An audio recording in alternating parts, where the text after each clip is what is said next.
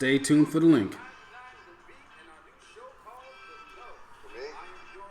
Our viewers from the radio.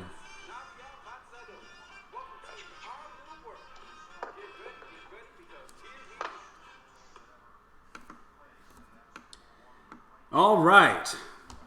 Welcome, ladies and gentlemen, to TKNN Live and The Know on 99 The Beat. I am your co-host, Yair El the Agreeable. And I am the hostess, Navia the Disagreeable. And today we have a wonderful, delightful guest, our brother from another mother, a gentleman that we often break bread with, Brother Wondell Earlson. Brother, it is a pleasure to see you here. And of course, we have this live linked on YouTube. So we're going to go ahead and share that. And then Beloved has a quick announcement. Okay. I got a message in my inbox for Sister Lonnie had sent a story for me to do concerning Centoya Brown. I have not forgotten about you. We are going to get to that story. I just had this brother booked 2 weeks in advance. So I am going to be off tomorrow. I'm also going to be off Tuesday. We'll get right with you. We're going to cover this story and we're going to make sure that it's live for you. Okay, so as we start to go ahead and get all of the links and everything working, we did have a little bit of technical difficulties today. But as my beloved said, we do have a very special guest here today. And the reason why we decided to bring him on today is because last week we did a show talking about has society become apathetic? Right. And we were dealing with the church shootings. We were dealing with the concept of where is God, during all of these events. And we started bringing up some of the religions and cultural things that Black people start to identify with. And you have heard that we talked about at one point really expressing the Hebrew Israelite faith. Correct. And I'm now aware that a lot of people aren't really knowledgeable about what that is and what that stands for. And some of the ideas that you have about it is not really the truth, okay? Of course you have out there the radical type of belief systems, the brothers on the corners that are screaming, and yelling at the masses. You have this bad taste in your mouth dealing with multiple wives and things of that nature. But to sum up some things, the Hebrew Israelite culture, or the people who refer themselves as Hebrews or Israelites, kind of have a common belief system, and that is that we are the chosen seed of Israel, that these were our ancestors that we were talking about in the Bible, that we fit the curses of Deuteronomy, okay? And that there is a specific Elohim that we are supposed to subscribe to, and his name is Yahweh. Now, on the flip side of that, we have some very learned and wise elders that kind of shed a little bit of a lot more light onto the subject to get some of those tastes out of your mouth. And we decided to bring him on today. And his name is Wondell. And I tried to do this thing to say the Wondell, like one is a one and another one is a Dell. And it wasn't really working, but I thought it was cool when I tried it. Yeah. And he considers himself, he identifies with an Israelite under the renewed covenant, okay? And this brother is full of wisdom. And he really takes no punches, and that's why we really like him, because he is not going to bring anything to the table he has not studied, and he's well diverse in the scriptures and etymology and linguistics, and he is an Israelite that people love to hate. Trust me, but but that's a good thing. That's a good thing because that's a good thing. He makes people think, and they want to go into trying to debate him and talk about him and say, well, you don't know this, you don't know that, and then he winds up giving them a dose of their own medicine and sending them back with their tail between their legs. At least that's what we see, and we kind of just sit back and eat our popcorn and drink our tea and we glean wonderful information from them. So so moving forward and kind of segueing into our piece. Brother Wondell, please tell us about yourself. Tell you about me? Well, let me start off by saying I'm not an Israelite of the renewed covenant. Okay. Actually, it's more of something I I invented because I didn't agree with any school that was out there, or I didn't agree with any doctrine that was out there. Because basically where I come from is I'm coming from a place of solitary study without any influences. All right, but I can tell you that I started out as a Christian, most of my life. I'm 46 now, so I was a Christian up until I was 26. So I guess that's a little bit longer than I've been, longer than half of my life. But in 1997, what happened was I found myself in debates and being challenged by Dr. York students, right? Oh, interesting. And they had some pretty good arguments, and that challenged my view on Christianity at the time. But I could clearly see the errors in their understanding, and I would try to expose them. It took hours of studying and delving into the Hebrew language and to try to defeat them. Yeah. Right. But so what happened was, most of whatever I learned from the studying actually helped me.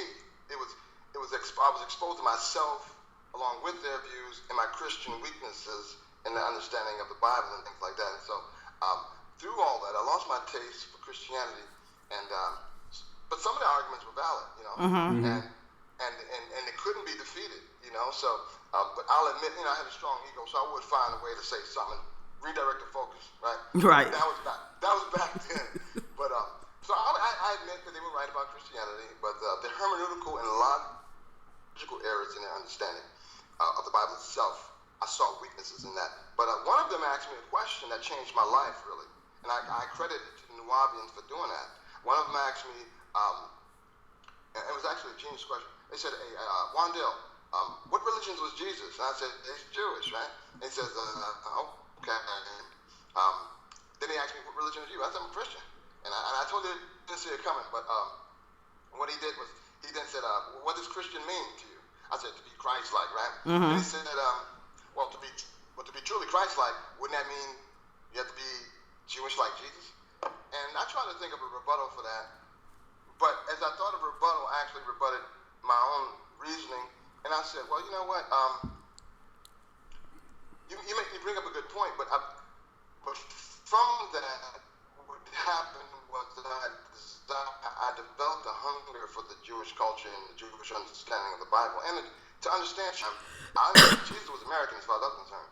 Okay. I mean, that is how I've been raised. But so my goal at the time was to be Christ-like immediately. And so what I learned about Messianic Judaism. And then I joined a congregation called Ahavat Yeshua. And I just enjoyed the service. I enjoyed the way they did part of the service in Hebrew. Some of the songs in Hebrew, they danced in the front and all that kind of stuff. Now, fast forward 20 years later to now, there's been about 3 incarnations of changing my belief system. And so now I'm just like a lone ranger, And I am a Hebrew of the renewed covenant, because all Israelites are not Hebrews, and all Hebrews are not Israelites, or something like that. Yeah. Something like that. That's true. Yeah. So I feel more comfortable identifying myself as that. Hold on one second, Brother Wondell. We're getting feedback from the audience that's saying that they can't really hear you, and to ask him to speak up. I know he's speaking about the Jewish language. So give us 1 second to see if we can correct this. Let's go ahead and adjust the volume real quickly. Give us 1 second, people. All right, everyone. Thanks for the feedback. We're going to go ahead and see if we can turn up the volume just a little bit. Make sure we don't get too much feedback if we turn up the mixer.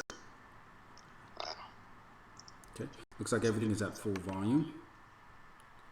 All right. What about on the broadcast feed? Let's check that real quick. Let's see here. All right, full volume here, full volume here. All right.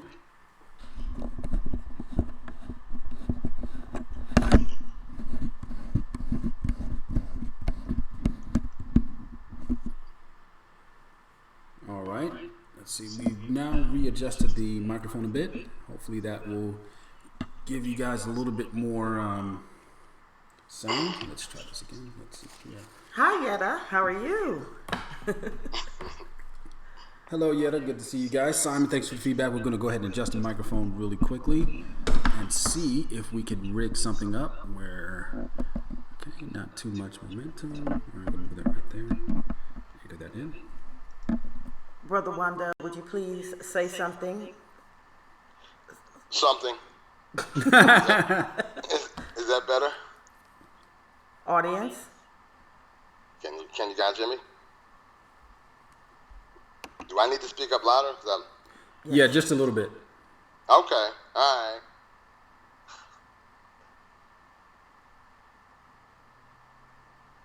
They're not answering, so I'm guessing that we're okay. So I'm just doing a quick sound check on myself.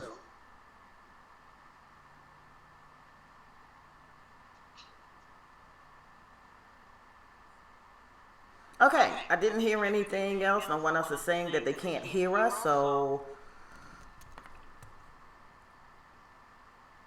I guess we're going to go ahead and proceed then.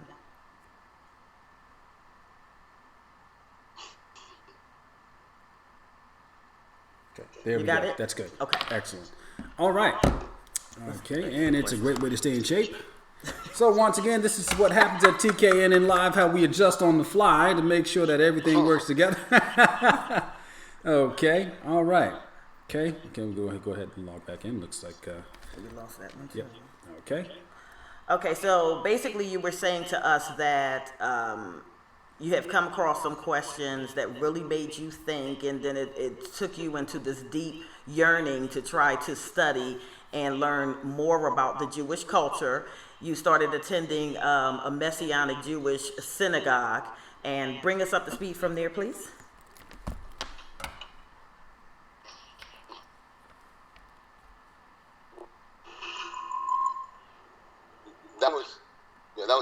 That was basically the answer. Oh, okay. Okay. Yeah. I was done at that point. All right. Well, basically, I mean, the first three questions you pretty much answered. We were gonna, first we just wanted you to tell us, tell our audience more about yourself. We wanted to ask you, what does it mean to be an Israelite under the renewed covenant as opposed to a Hebrew Israelite? Do you believe that you've answered that question pretty much? Is there a difference between the two? Do I believe there's a difference between Hebrew Israelites and Israelite?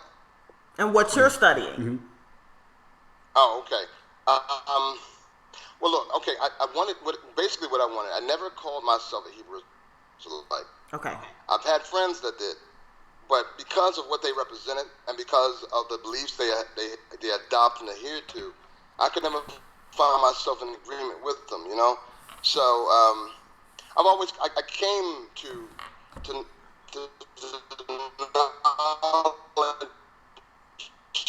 Uh-oh. Might be losing you a bit. Hold on for 1 second.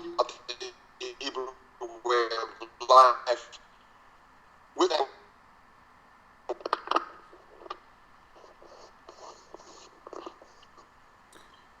Okay. Looks like we might have lost you. Okay, there we go. Looks like the connection has caught up with us. All right. We just gotta love technology.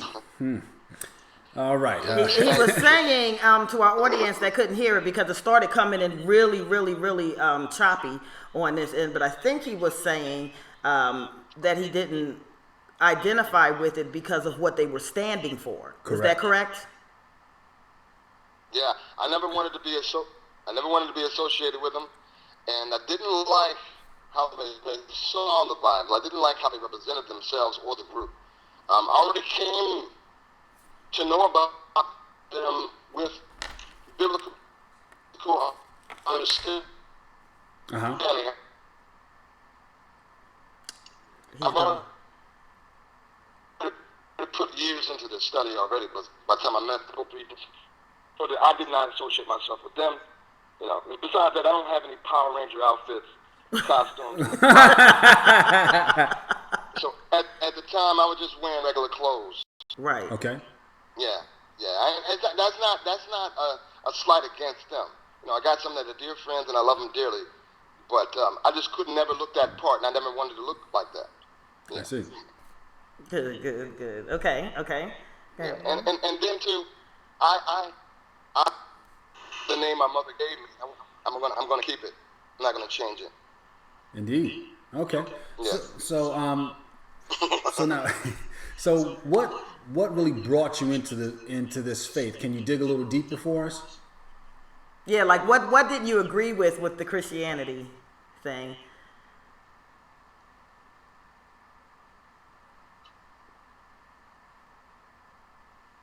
Uh-oh. Can you hear him? Can you hear us okay?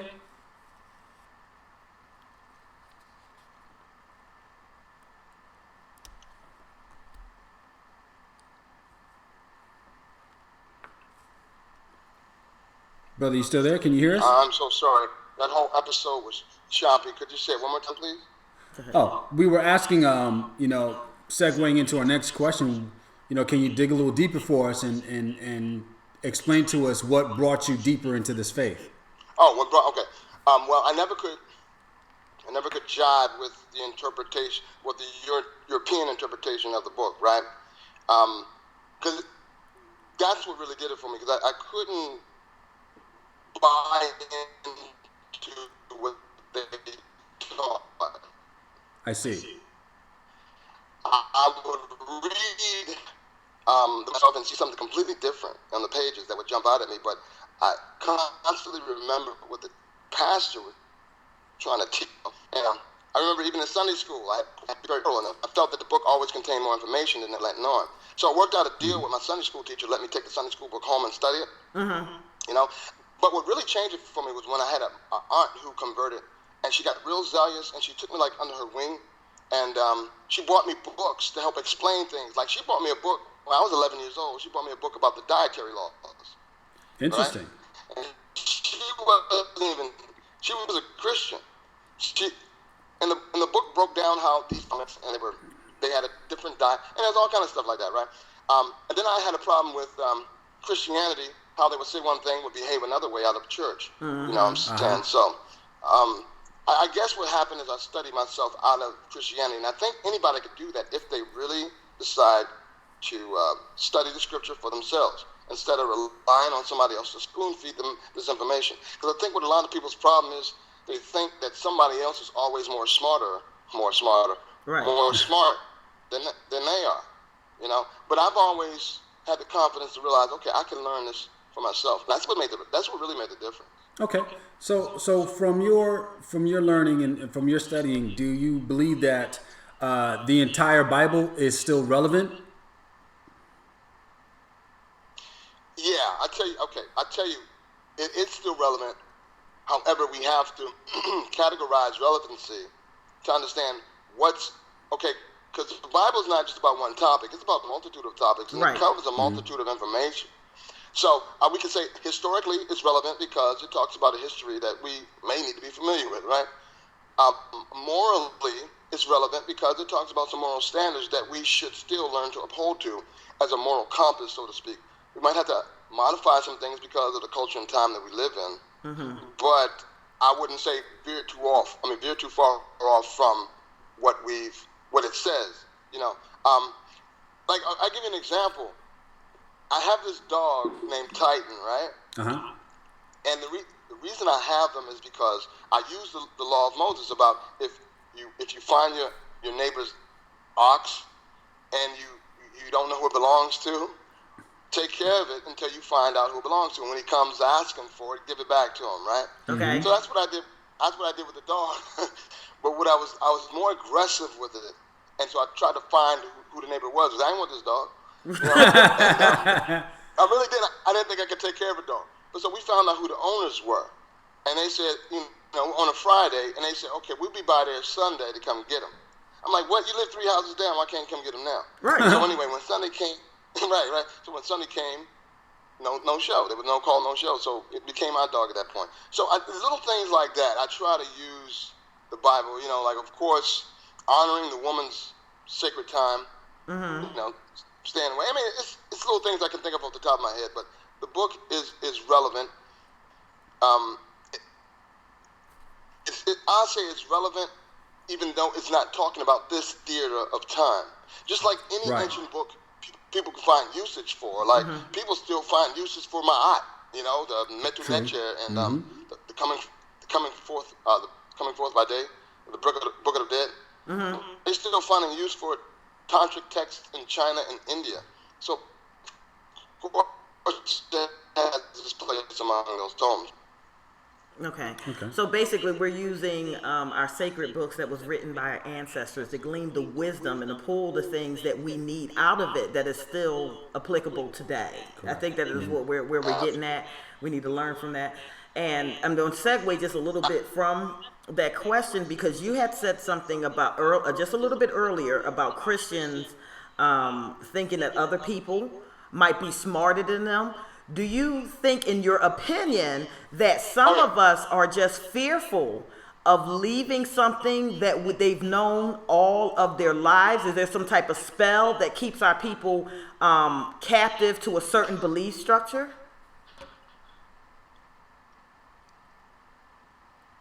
Yeah, I do. I hope I heard your question correctly, but yeah, I do. I believe that fear was instilled by hundreds, if not thousands, of years of supremacy, Catholic supremacy. You know, at one point in time, you weren't even allowed to read the Bible. The Bible was written in Latin at one point in time. Right. You couldn't even read it, right? So I think coming over here to Americas, that may affect the white people's understanding of the book. Even though they protest Protestants, you know, they still had a fear, because they would kill you if you worshipped on Saturday. And there was things that would cost you your life. Wow. And then, you know, you fast forward to slavery, and then we couldn't read, but we had to rely on Pastor to impart to us knowledge. And so he always made us feel inferior. And we always, you know, we're 400 years behind him. So I think we got used to the idea of, when it comes to this mission, we got to rely on somebody else to give us the skinny on it, because it's spoke. You know, first of all, let's talk about this. The book is written in the King James English, like 16th century English. Right. Yeah, like 1611. That we understand that anyway. So and we realize, okay, that's your European's language. So maybe when a European reads it, he's understand it better than we do. So I'm gonna let him have that. You know. So I tell people, you know, look, you can read this book for yourself. They can make many translations in plain English right now. You know, matter of fact, I can recommend some to people, but there's no reason to, when it comes to your salvation or your eternity, there's no reason to rely on somebody else. That's your responsibility. That's right. Okay. That's right. Right. So now, moving forward, do you think that you know, in your past discussions with you know, our Nuwaubian brothers, our Muslim brothers, and Christian brothers, do you think that there are inconsistencies or contradictions between the Old Testament and the New Testament? Many people would think so, and I say yes, there is, with the Bible we have at present. All right. Okay. But then I'm going to contradict myself and say there is harmony between the OT and the NT, and I do that purposely. Unfortunately, this is not so apparent with the way people are taught to read the book. Okay. Right. Okay. I'm a believer that all the documents must be considered, not just the 66 books of the Bible. Right. There are many other documents that the Hebrews wrote that will help fill in the blanks and help the book make sense. I'm also a believer that we are reading the wrong Bible, and I can explain that. We have an Old Testament that's translated from the Masoretic text. If you guys know me, you know I cannot stand the Masoretic text, right? Right. We have a Greek New Testament. That doesn't make any sense, because the Masoretic texts are 1,000 years younger than Jesus. I'm going to just go ahead and say Jesus, because I know people are more familiar with that. Right. All right. So the Masoretic text came to us in 900 AD. We're talking Messiah died in 33 AD. So why are we reading a more late Old Testament, when the Old Testament should predate the New Testament? Correct. But we have one that does, but people just don't consider it. I recommend reading the Septuagint. Okay. We're talking 300 BC. You know, the Septuagint is older than the Dead Sea Scrolls. But however, due to modern technology, we find that the Septuagint is more in agreement with the Dead Sea Scrolls than the Masoretic text is. Now we go to the Masoretic text. We find out they had a bias against messianic prophecies, so they altered prophecies. They changed the way words were spelled. They added vowels and vowel points where they shouldn't have been added. They took letters away. I mean, there's all kind of things. And one of the things I find very sinister about them is that they burned the Old text from which they copied from. Once they completed a copy of an Old Testament text, they would burn it. I'm like, we have nothing to compare your changes or your additions or your edits to, whatever, right? But so the Septuagint, you know, even though its story is clouded in mystery, I still find it more credible because even the saints in the New Testament quoted from that book. Most of the quotes from the Old Testament in the New Testament are from the Septuagint. And also, too, the Septuagint gives us more documents, the Apocrypha, you can find. I think it's 72 books in the Old Testament rather than the 39 or something like that. Wow. I might have the number wrong. But so anyway, I recommend the Septuagint Old Testament and the Aramaic New Testament. The New Testament was not written in Greek, as many people have taught. We have found the Aramaic primacy in the compared to the Greek New Testament. I mean, when you have Greek writing in Aramaic terms and using Aramaic figures of speeches and using Aramaic idioms, that doesn't show Greek primacy. I mean, there's more to that, but we know that there's two churches. I'm sorry if I'm going too long. I'm sorry. You're fine. No. This is why I wrote my answers down. I ain't even following them now. Okay. That's all right. That's all right. That's okay. That's what we want. That's what we feed off of, and that's how we learn. It's quite all right. Okay. Mm-hmm. Yeah, because I tried to put the muzzle on myself. So anyway, we have a Church of the West, which were Greek and Roman based, and they the ones who obtained popularity because, of course, they were in cahoots with Rome, etc. Right? But the Church of the East, of the Orthodox Church, are all Aramaic speaking, all Aramaic speaking members. All the documents in Aramaic and whatnot. And I would say maybe the letters of Paul were in Greek because he was writing to Greek audiences in Corinth and Ephesia and all that kind of stuff. So perhaps those. But the Gospels we know were written in Aramaic. So back to the point. Septuagint and Aramaic, combine them together, it's complete harmony. And it helps you understand a different story that the other Bible that we have doesn't quite make clear. I see. I hope that makes sense. Yeah, plenty of sense. Yeah. Mm-hmm. Yeah, okay, cool.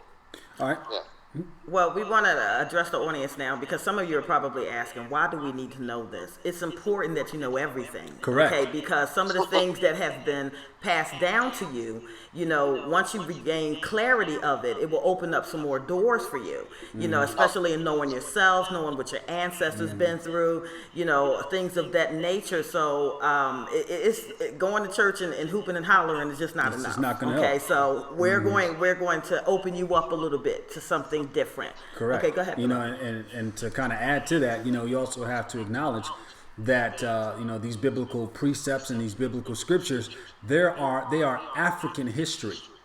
Okay, Yeah. Contrary to popular belief and contrary to what you might or might have not have been taught, this is our history, and I think it's a very important part of our history that we're not taught completely.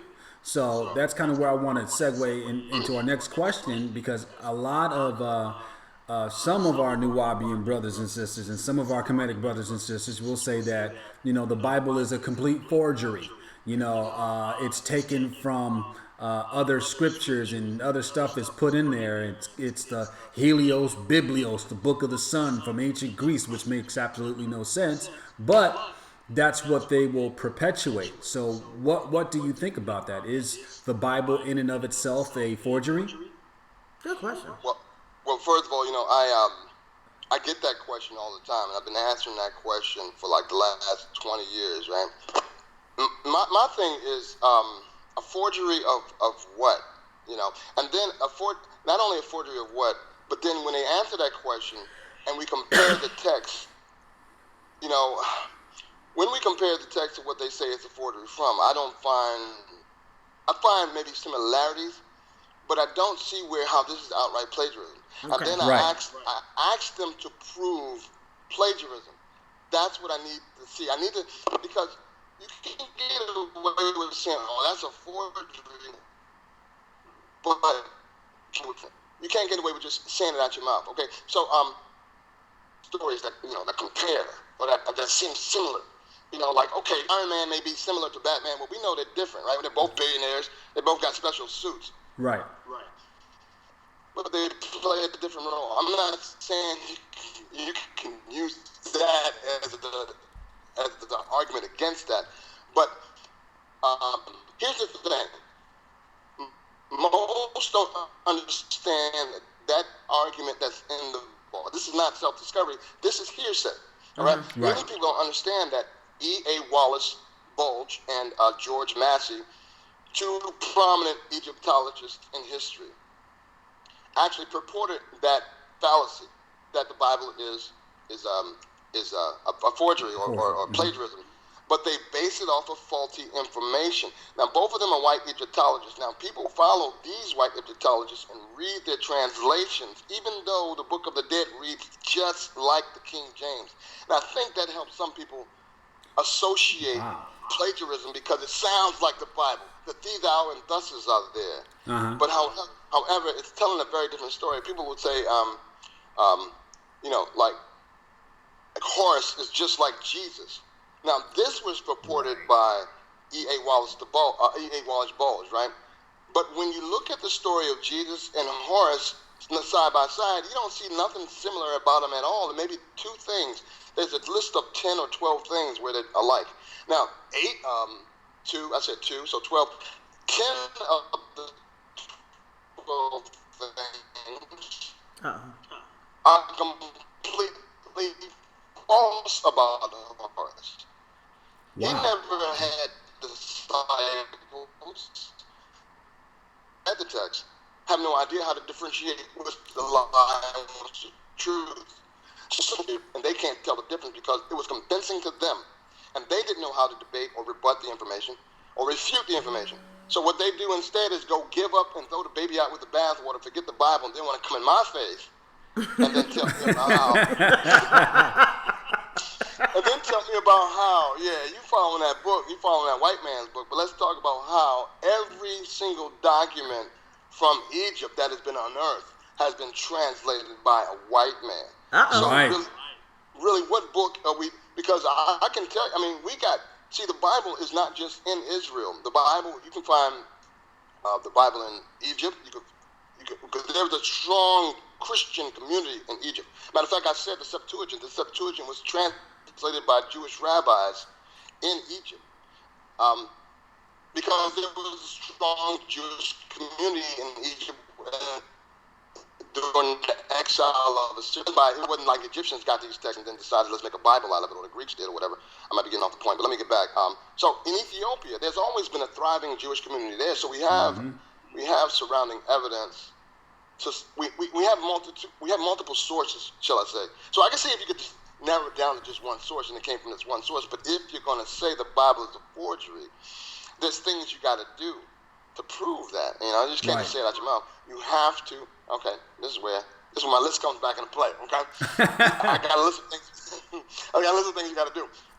What you got to do? You got to show evidence of drafts. You got to show drafts of people trying to write a book, because these people are writing on vellum or parchment, right? And so it's going to take some time. There's going to be some mistakes. Where are the mistakes? Who are the people that are responsible for it? Don't just accuse somebody of a crime, but there's no culprit to the crime. And so I find out, there are who are the people that correlated with the culprit, and all kind of things. So let me see here. Okay, unfortunately, So it's something popular to say. It's something popular to say nowadays because people want to get rid of the Bible because it's such a convicting source of morality to them. It points out where they're doing wrong. Nobody wants that anymore. Everybody wants to get rid of that conscience of and just such a popular target. It's just such a popular book to attack nowadays. And so that's where most of that comes from. But I have not yet seen any evidence that has come through any scholar's desk or office or laboratory that has proven the Bible to be a fallacy or to be a forgery. And if you have some, come show me. I'm Wondell Earlson on Facebook. Show it to me. I'd love to see it. All right. There you go. So Here's the next question. Okay, sure thing. Should the Bible be the only source of information to find God, the divine intellect of the universe, the creator of all, et cetera, within those respective titles? Absolutely not. I don't think it should be. I think there's the Bible's fairly young. Okay, in light of world history and time and such, you have civilizations that were here long before the Israelites were here. Right. And before Moses, let me tell you something. Moses got his revelation for the people of Israel, for them to govern themselves.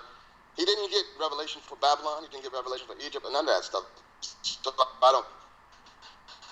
I believe the Bible is incredibly specific in Israel. And a lot of people just don't grasp that because it's said over and over in the Torah. This is how you're supposed to live in the land. You're supposed to treat the trees in this land this way.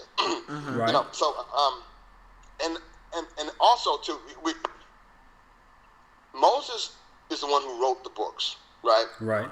And we know Moses comes in a certain part of history, and there was already civilizations thriving, empires have risen and fallen by Moses' time. Mm-hmm. And so I think even though Moses writes about what happened at the beginning, there's a book, the book of Joshua, or the book of Jubilees, says that he received this information from the angel of the presence, right? Oh my! He received the information from Genesis. The Genesis events that took place.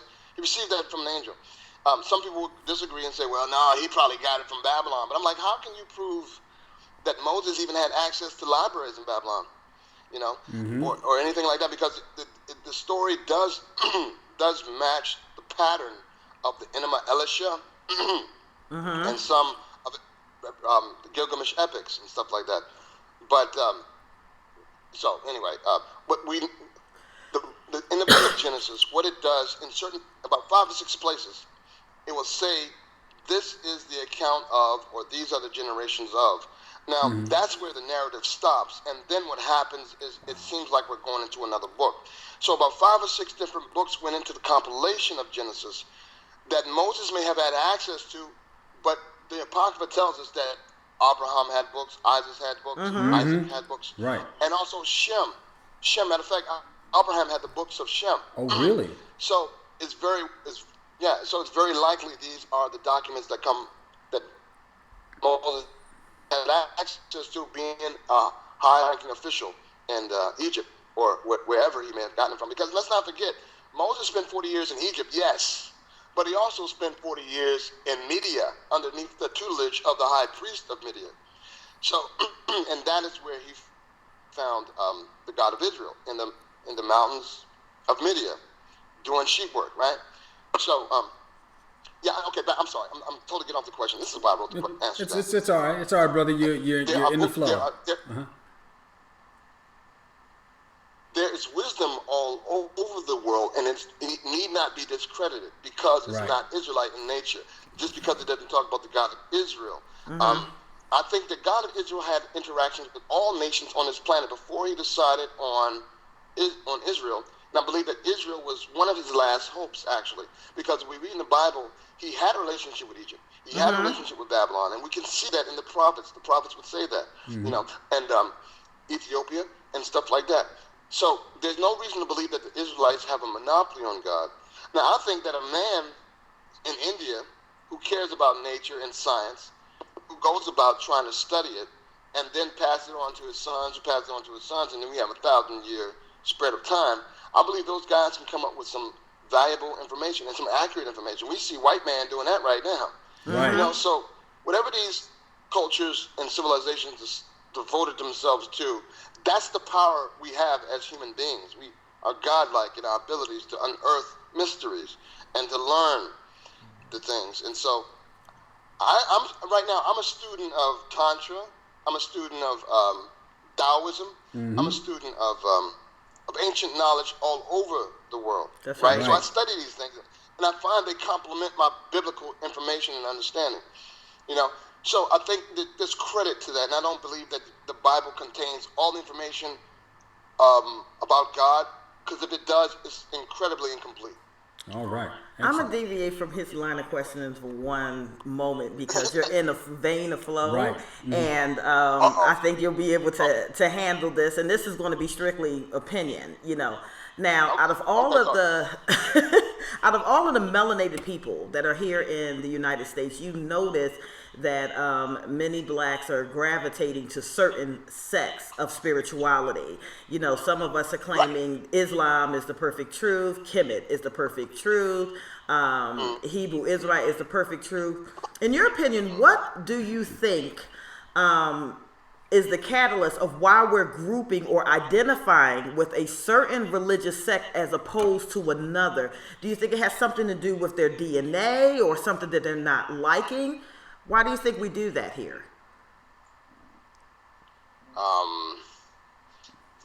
There could be a number of reasons why I think they're doing that. One is because, there's a section of people who want to go with the oldest because they think the oldest is better. Okay. Right. Let's get rid of them. There's another group of people that have found something to be discreditable because who's associated with it. Okay. Mm-hmm. All right. So, like for example, you hear people talking about how the Bible's a white man's book, and now they don't want nothing to do with the Bible because it was forced down your throat as a slave. You know what I mean? So, it was forced down my throat as a slave. I should get rid of everything that the slave master gave me, including the Bible. But what they don't realize is that before the white man had it, it was in Africa. Okay. It's still in Ethiopia to this day, still in Egypt to this day. But the white man is a latecomer. Okay, enough of that. I'm sorry. Some people may be able to resonate with how the information is shared. Now, I can understand the Quran because the Quran is more instruction-based. Right. And that's what we as a people need. We need more instruction how to step by step. That's what the Quran gives you. Now, the Bible, not so much. Right. People who seem to have already understood what the author was talking about and who the author was talking to. Now, the Quran comes as an angel teaching Muhammad, and he writes down the word of the angel to teach him thus and such, right? But I think that the inward division within the black man, the inward inability to trust ourselves or each other with knowledge or saying I can do just as good as you do, so I don't know. It's just, I guess, the inward competition within us that could spur that too. Because, we are warrior-like people. And when we have a common enemy, we're good. We join together. You've seen it in the 50s and 60s and beyond. The civil rights movement was on point because we were all unified because we had a common enemy that mistreated all of us. But now it doesn't seem to be so much.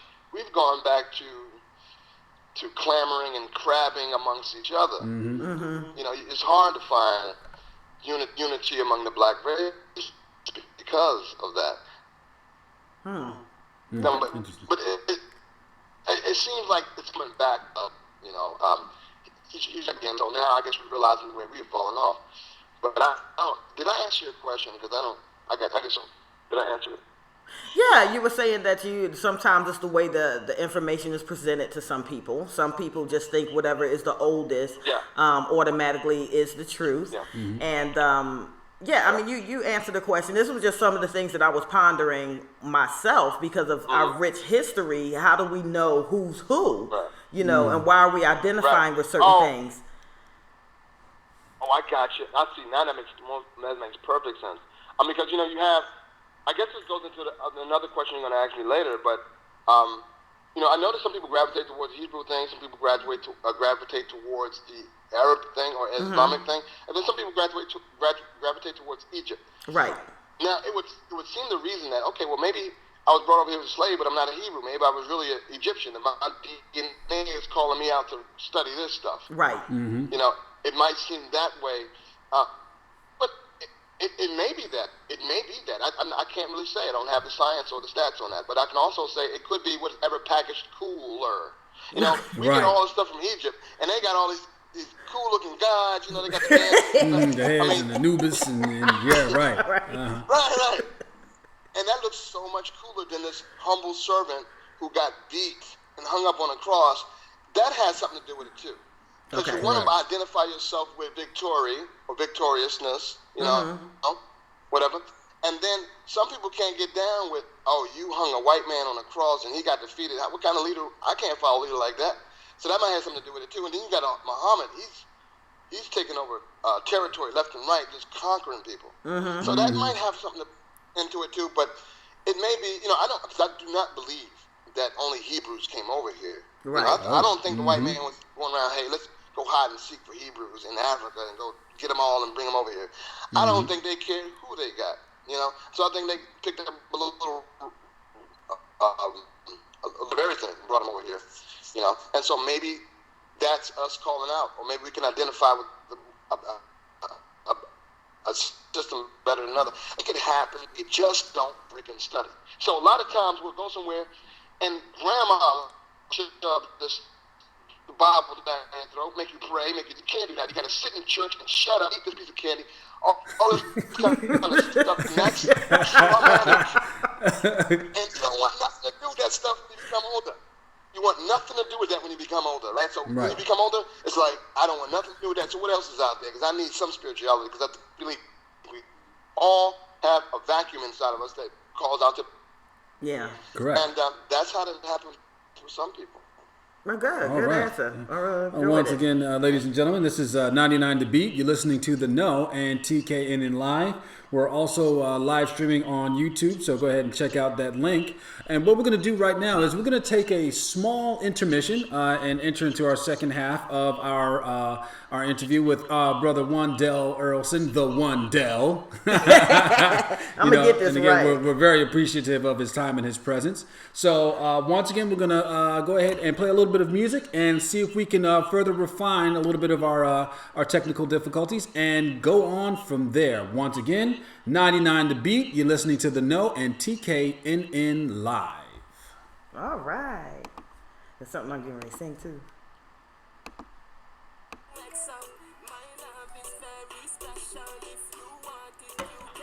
Is yours? Mm-hmm. All right, brother, you still there? I'm still here. Commercial break or something? Yep, we're going to take a small break. And do you feel everything is working fine? Do you want to switch to the phone, or do you want to stay here? Because there were a bit of some blotches here and there. Just a little certain areas. I'm sorry. I'm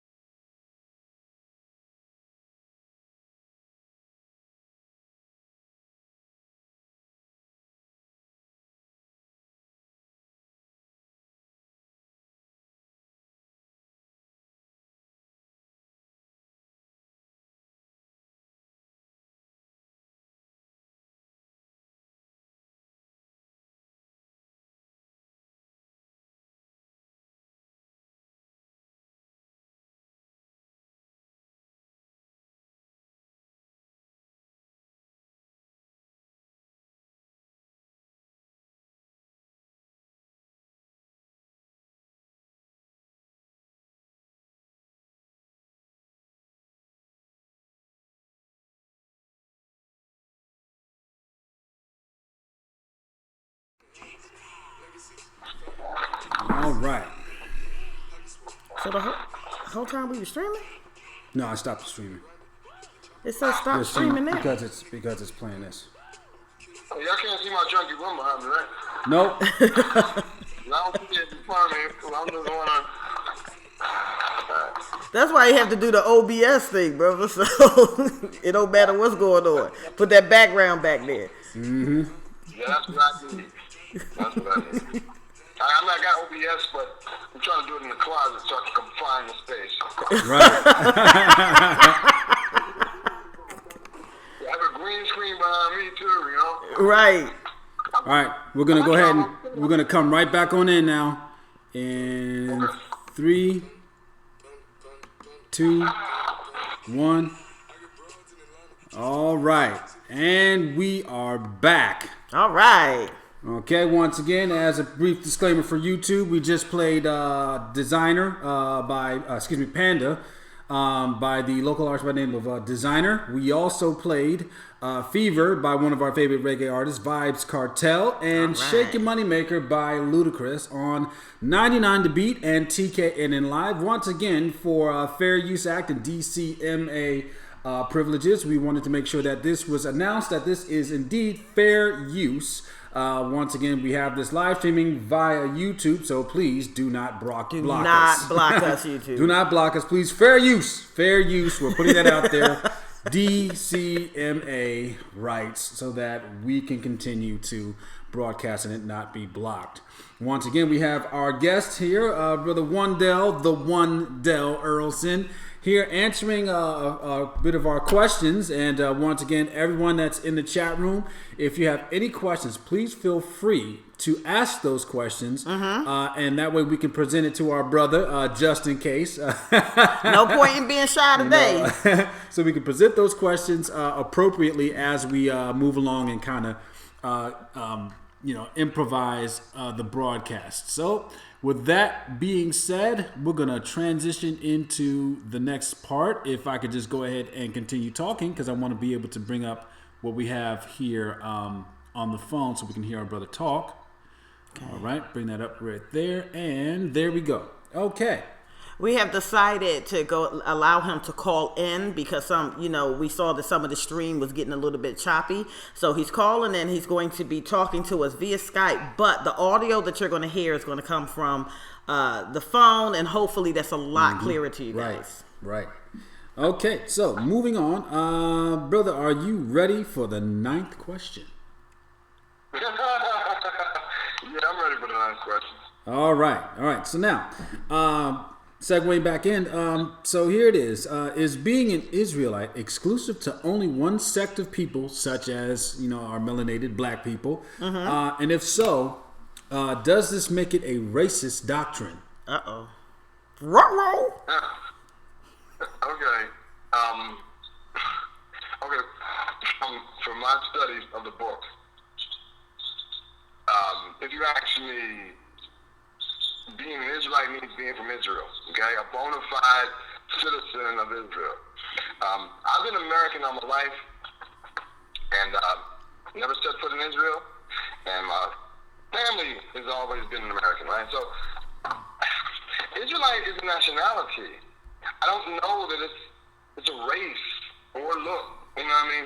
And I wish we could just be honest with ourselves, and I just wish we could be forthcoming with information. Okay, let me back up, because I know I can feel myself going somewhere I shouldn't go right now. But I don't know. I know what you asked me, so I'll cooperate and answer that question. Okay, I don't see it in racism. Okay? It incorporates many races of people. Okay. If you know how to read the book and don't read it with blinders on, then provisions are made in the Israelite law for others to be involved, other nations to be a member of the Commonwealth. Matter of fact, when they left Egypt, there was a mixed multitude. When they came back from Babylon, there was a mixed multitude. So I don't see it as being black. Matter of fact, I don't see it as being only one sect of people. It's open to all. As a matter of fact, the new Plan B, .2A, whatever, the new covenant is to incorporate all the Gentiles. So we can leave that old Sambo religion alone about how it's just about us. Okay. Yeah, that's the safest thing I can say. All right. Well, we never asked you to be safe. We never asked you to be safe. We asked you to be honest. Keep it as real as possible if you have to, brother, because a lot of people need to hear this truth. You know, they need. I got you. I'm just trying not to offend people unnecessarily. Gotcha. Okay. That's what I'm trying not to do. Okay. All right. Okay. All right. So. Can you live the lifestyle of an Israelite in this day and age in the U.S.? Why or why not? All right. Can you live the lifestyle of an Israelite? No. Israelites are sheep herders. Israelites are goat herders. Israelites are agricultural people. We spend most of our lives in cement jungles and cement surroundings. We have no idea what it's like to go out to fetch well water or to go try to holler at a girl at the well instead of at the club. No. Honestly, we can live part of that. You know, I think we do that. We dress the part. We wear our little fringes. We try to talk in that Ebonic Hebrew nonsense, and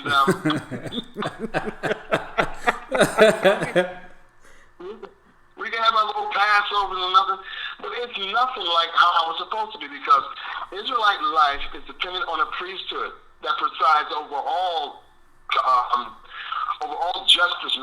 judicial matters, and also the people was a staple in Israeli life. As far as okay, I'm editing myself now. So no, we cannot live that life here. Like I said, we can live some of it, but anybody who thinks we can live Torah here or the Israel lifestyle here is fooling themselves, and they should be avoided. Because if they won't accept direction, they should just be avoided, because they're going to ruin some people, and they already are ruining some people. Yeah, and that's what's bothering about the Hebrew Israelites and their doctrine. It ruins people. You know, and they're very judgmental. You know, and I'm like, they're very hypocritical, because once we read the book with sobriety, we understand there is no way we can live that here, because it's meant and designed for Hebrew living. Okay? Correct. Yep. Great point. They crossed to Jericho. They got married to God right there between the big mountain, Gerizim, and whatever the other one is. That was a marriage ceremony. You know, and they were being married to the land. So no, you can't do it. But, you get a D+ for trying. Yep, and D+ for trying. Well, well, what are some of the things that you would encourage them try to honor or uphold as far as the culture? Sorry. Okay, I would encourage incorporating the dietary laws, most of all. But then again, you can't do that because you ain't going out there and slaughtering your own animals. Right. You That's true. You get your meat at Kroger, Publix, Safeway, Giant, one of them places, right? And it already comes pre-butchered. There was no rabbi to bless that. There was no priest to preside over the slaughtering of that animal. You're getting all the impurities from what it ate, all that kind of stuff. So I would say do the best you can with eating clean meat, okay? You could, I'd say the main focus should really be on how you treat people. Right. Your conduct towards others, your conduct towards elders, your conduct towards authority. Because you can wear any kind of clothes and do that. That's why I think that doesn't appeal to Hebrew Israelites, because they want to look the part. I think it's a prideful thing to want to go out in public dress that to draw attention to yourself. You know, to separate yourself. I mean, of course, I wear my beanie. You know, I wear my little whatever. But truth be told, that's because I'm balding right here. You know what I'm saying? Well, see, I got a little, Anybody who knows me in person will tell you that's because Wondell's going bald. That's why he's doing that. But honestly,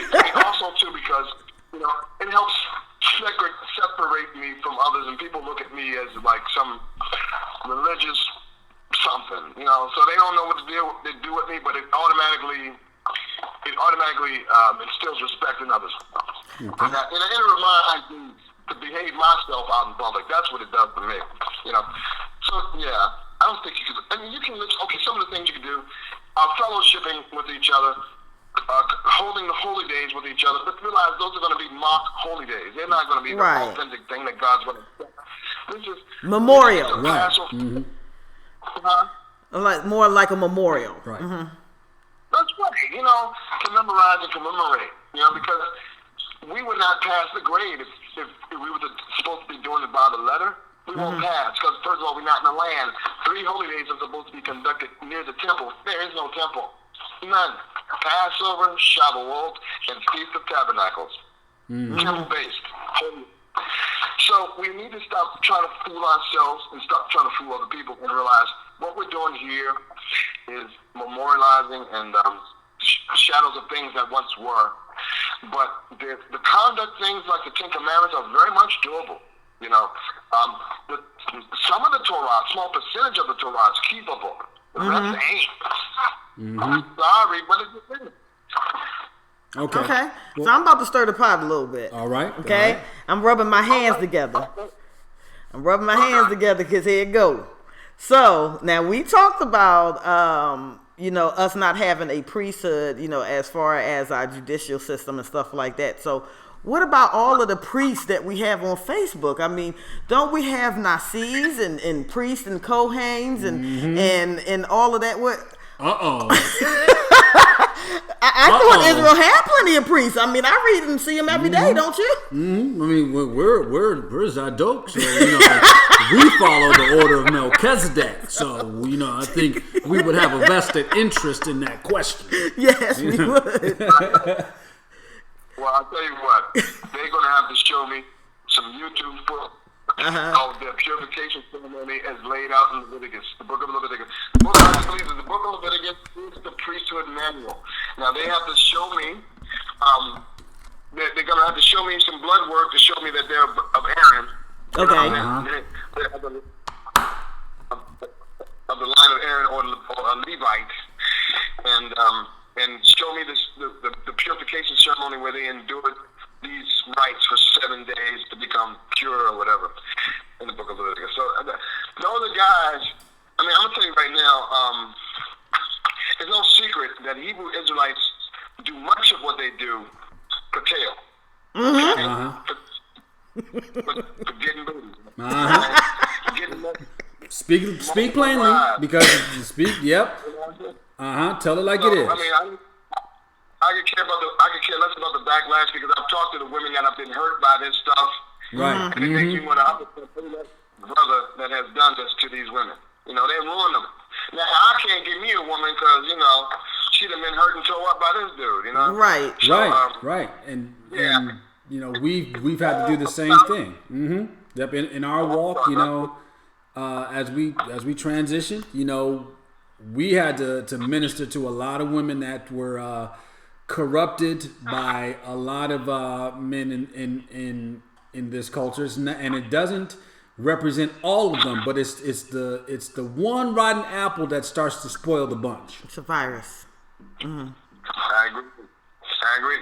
And the funny thing is, a priest is only supposed to marry a fellow Levite, and the son of Aaron is only supposed to marry a virgin. Right. So, I mean, it's funny these things become forgotten and shortcuts are taken to make something happen, to uplift somebody's ego. And that's basically what it is. Somebody wants to call the shot, so they start calling themselves a priest or a prince or some nonsense like that. I'm like, you just a regular nigga like the rest of us here. Yes.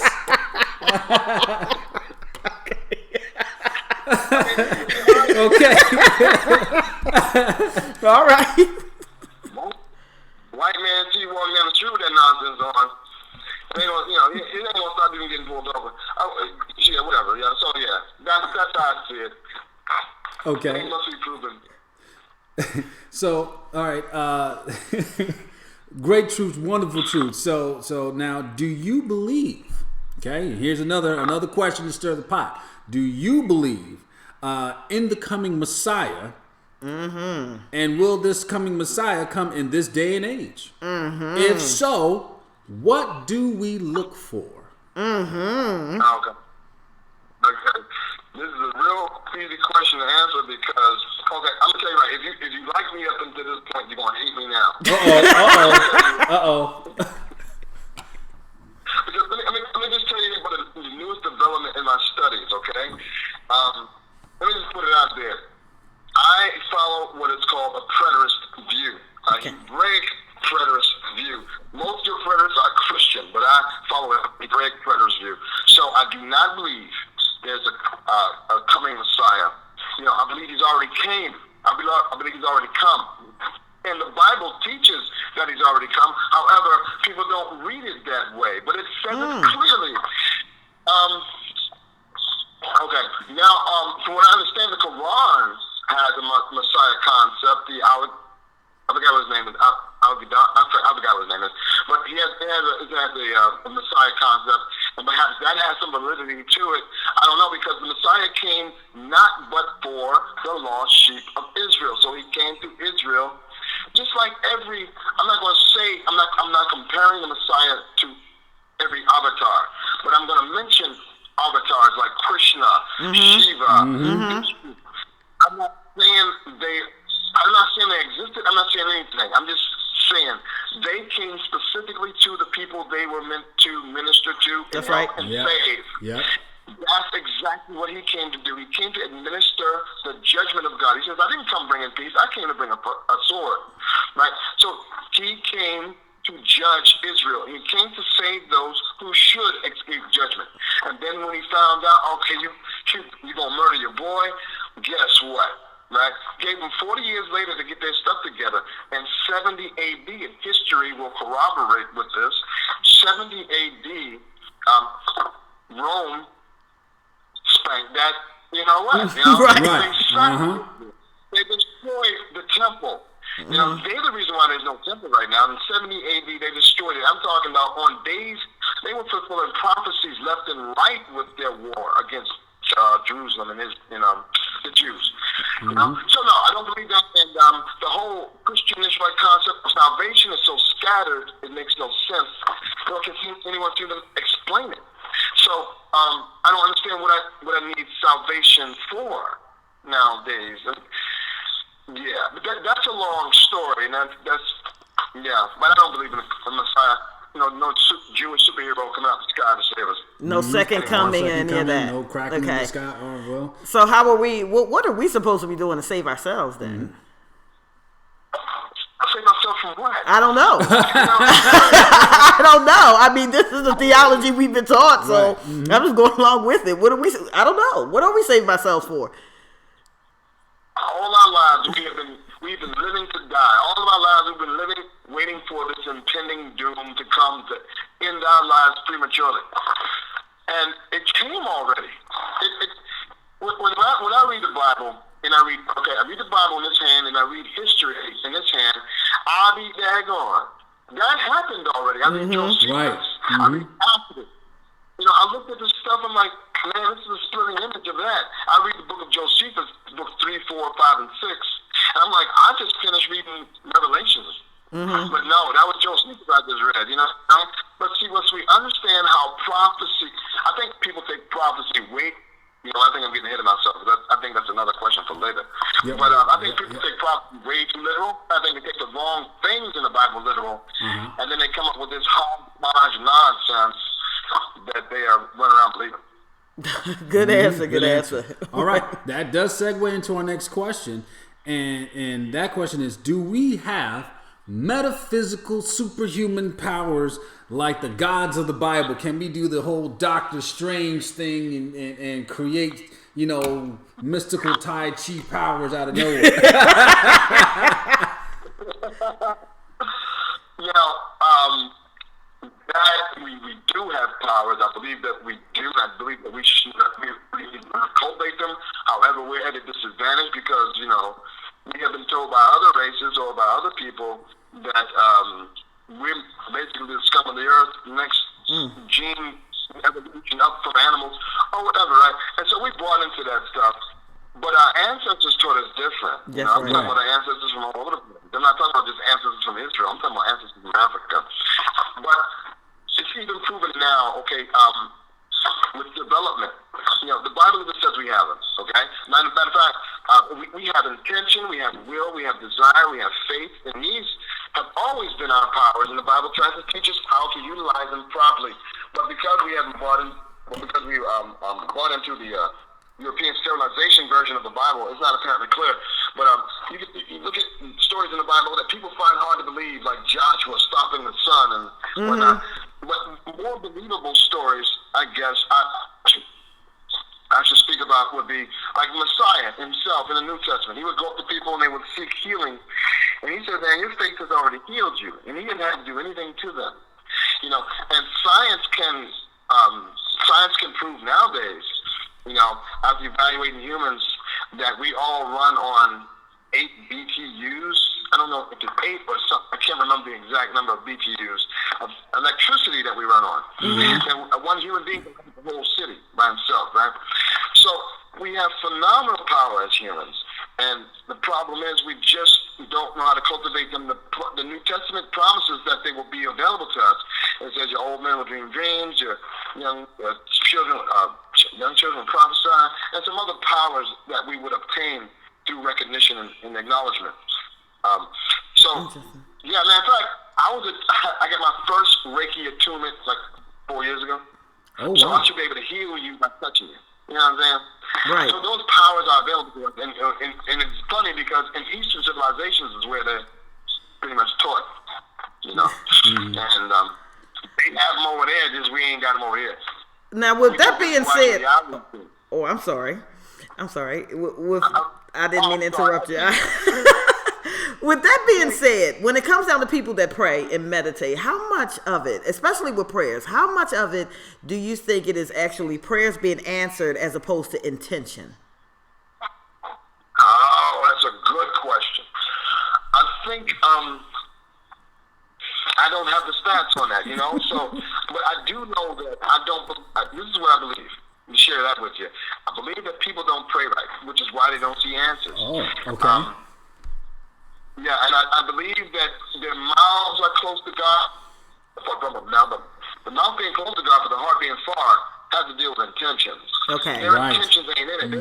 You have to invest emotion in what you're doing. That's why the scriptures talk about Hannah, who was Samuel's mother.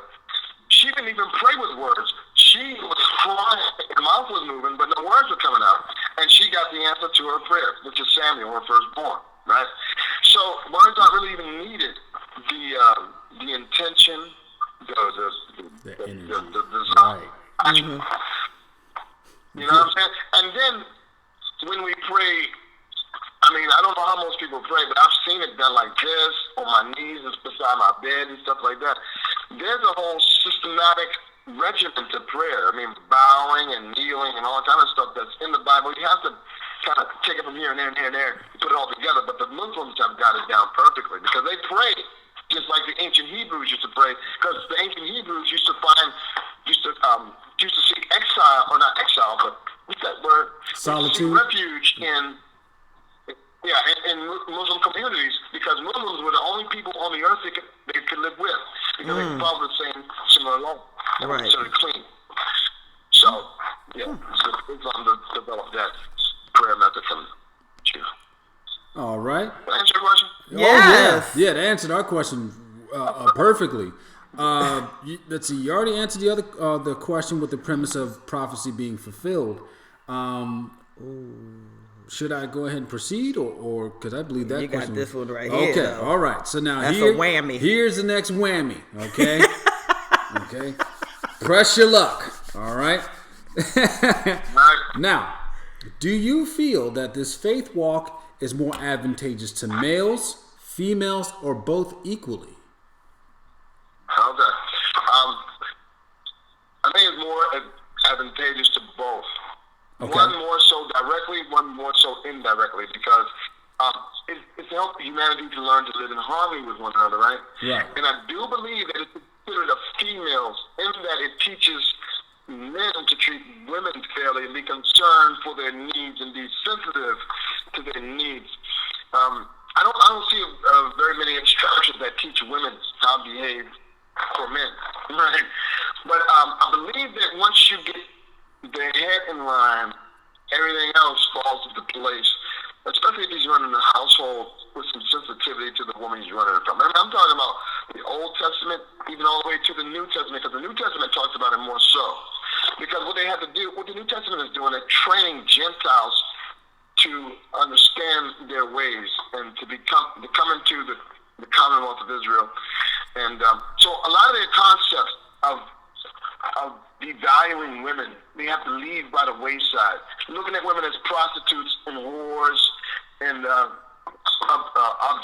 objects and possessions. These Gentiles have to be taught out of that. So the focus is more so on the man, because I'm going to tell you something, Torah is extremely male-focused in that it's talking to a man. You can tell by the pronouns it uses, you know? So I think women benefit from that. You know, okay. I don't think it's teaching men to lord over women, and women just go ahead and take that. You know, because even a concubine can divorce a man and decide that I don't want this. We need scriptures on that, Ak. Precept. We need precept. We need precept, Ak. We because in the book of Genesis it says that the man shall have rule over you. So I'm gonna need some precepts for that, because that doesn't go against scripture. That ain't of God. If it ain't of General Yahakdad either. What's that name? Absolutely right. What's his name? General. I forget. If it ain't of General something, it isn't of the Lord. I forgot his name. Well, go ahead. Go ahead.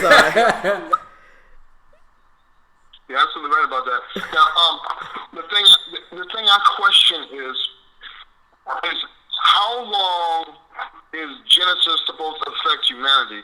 I'm experimenting with this concept right here. Okay. Just as I believe that the end of the age was when Rome destroyed Israel, that was the end of the age Messiah kept on talking about. He said, this age is coming. The end of this age is coming. And when you see Jerusalem surrounded by armies, then you know that all things that have been written will be fulfilled, right? So Peter talked about the end of the age, and then he talked about the age of Noah, when the flood was the end of that age and the world was destroyed, right? So here's my thing. How long did those old laws wax old when that age ended, and then the Torah was, you know what, never mind. I'm thinking out loud, forgive me. But because I know the man is supposed to rule over the woman or whatever. We need to look that word up. We need to look that word up in Hebrew, first of all. Right. Because, that might be some white supremacy. I'm not going to say that. I'm not say that. But what I'm thinking is the Torah comes to tame that.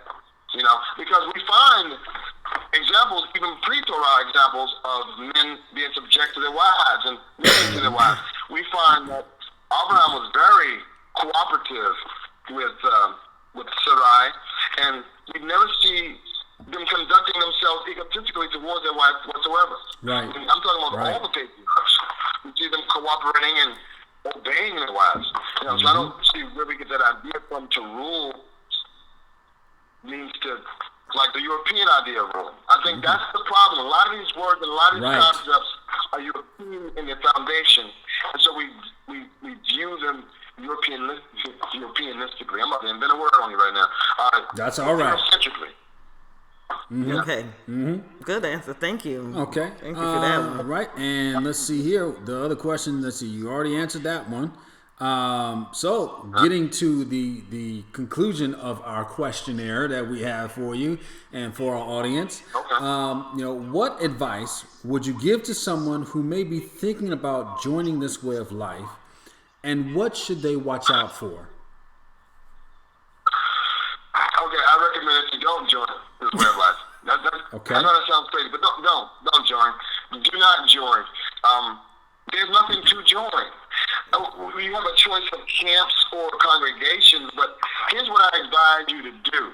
I recommend you read the Bible from cover to cover at least twice. Okay. And when you do, for God's sake, stay away from the King James. Get a Septuagint English translation, and when you get the New Testament, go to the Aramaic New Testament. There's a good one by Andrew Ross, or something like that. Anyway, and then learn some Hebrew and some Aramaic, and then read the Dead Sea Scrolls in its original language, then the Peshitta in its original language. Realize what can be done now and what can't be done now. Take the Bible at its word and don't try to add anything to it. And I should say, perhaps, before learning languages, get very acquainted with Jewish Assyrian history, Jewish Babylonian history, Jewish and Greek history, Jewish and Roman history. Now that will really help you interpret the Bible more clearly. I hate when I say interpret.